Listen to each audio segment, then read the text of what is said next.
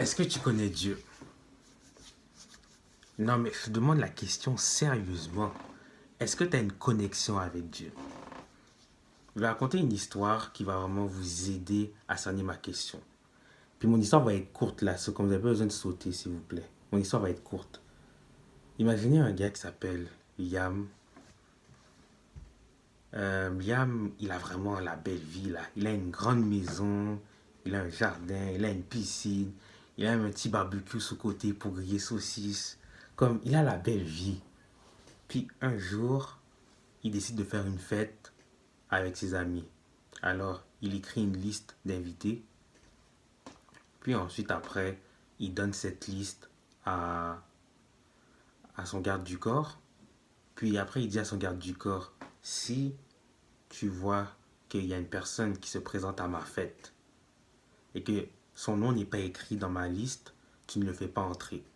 Le garde du corps acquiesce, puis il promet à Liam qu'il va exécuter les ordres à la perfection. Ensuite, après, Liam appelle son ami Michel, qui fait partie de la liste des invités, bien sûr, puis il lui demande de s'occuper des jeux de la nourriture pour la fête. So, Michel acquiesce, puis Michel ensuite demande de l'aide à son ami Paul. Paul fait pas partie de la liste des invités de Liam. Paul, il demande à son ami de l'aide à Paul pour que Paul puisse l'aider à acheter les jeux et acheter la nourriture. Paul était quand même un gars charitable et gentil, alors bien sûr qu'il accepte d'aider Michel.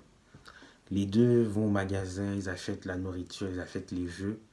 Et le lendemain, euh, les deux garçons, Michel et Liam, sont en route pour la maison de Liam. Michel se présente devant le garde du corps et le garde du corps regarde la liste des invités. Il voit le nom de Michel. Il laisse rentrer Michel. Ensuite, Paul se présente. Il cherche dans la liste des invités, mais il ne voit pas le nom de Paul. Après, Paul dit oui, mais j'ai contribué à la fête. J'ai acheté des jeux, j'ai acheté de la nourriture. Pourquoi je ne peux pas rentrer? Le garde du corps dit que je suis désolé, mais même si tu as contribué à la fête, Liam ne te connaît pas. Tu n'es pas dans la liste des invités, je ne peux pas te laisser rentrer. Cela, c'est juste pour nous montrer que tu peux rendre des services à quelqu'un, tu peux faire connaître quelqu'un, tu peux faire plusieurs choses pour une personne sans pour autant la connaître. Ce qui veut dire que même, par exemple, dans votre travail aussi, c'est pas tout le monde qui connaît votre patron ou qui a une relation personnelle avec votre patron. C'est-à-dire que pour tous mes chrétiens qui regardent cette vidéo, combien d'entre vous sont comme Paul? C'est-à-dire que combien d'entre vous participent à un ministère, sont actifs à l'église sans pour autant connaître le Seigneur? Tu peux être utilisé pour la gloire de Dieu sans pour autant le connaître. C'est fou, mais c'est vrai. Ça le dit même dans Matthieu 7, chapitre 22. Plusieurs me diront en ce jour-là, Seigneur, Seigneur, n'avons-nous pas prophétisé par ton nom? N'avons-nous pas chassé des démons par ton nom? Et n'avons-nous pas fait beaucoup de miracles par ton nom? Mon problème avec ces gens-là, c'est qu'ils mettent leur action de l'avant.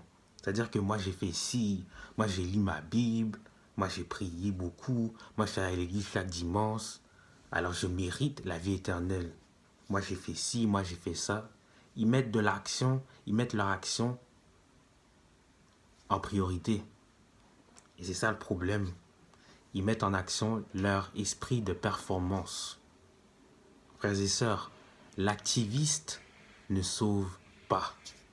Comme pour de vrai, Dieu s'en fout du nombre de temps que vous priez, Dieu s'en fout du nombre de temps que vous lisez votre Bible, du nombre de temps que vous jeûnez, du nombre de fois que vous allez à l'église, si votre raison ce n'est pas parce que vous voulez vous rapprocher de Dieu et parce que vous aimez Dieu.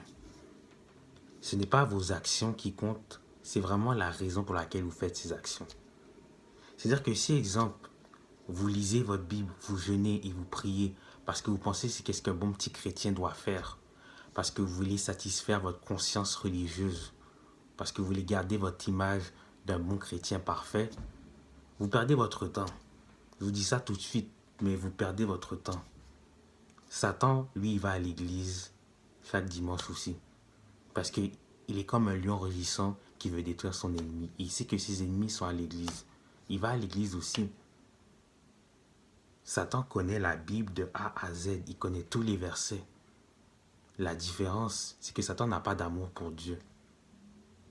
Moi, je te demande, tout ce que tu fais en ce moment, tous les versets que tu partages sur les réseaux sociaux, ton évangélisation, quand tu partages ta foi, quand tu vas à l'église, est-ce que tu le fais parce que tu vas en apprendre plus sur Dieu, parce que tu veux connaître Dieu, ou est-ce que tu le fais simplement parce que tu veux être vu, tu veux qu'on te dise que oh lui c'est un homme de Dieu, oh lui c'est une femme de Dieu, oh c'est qu'est-ce qu'un bon chrétien doit faire, c'est ça qui est vu dans la société.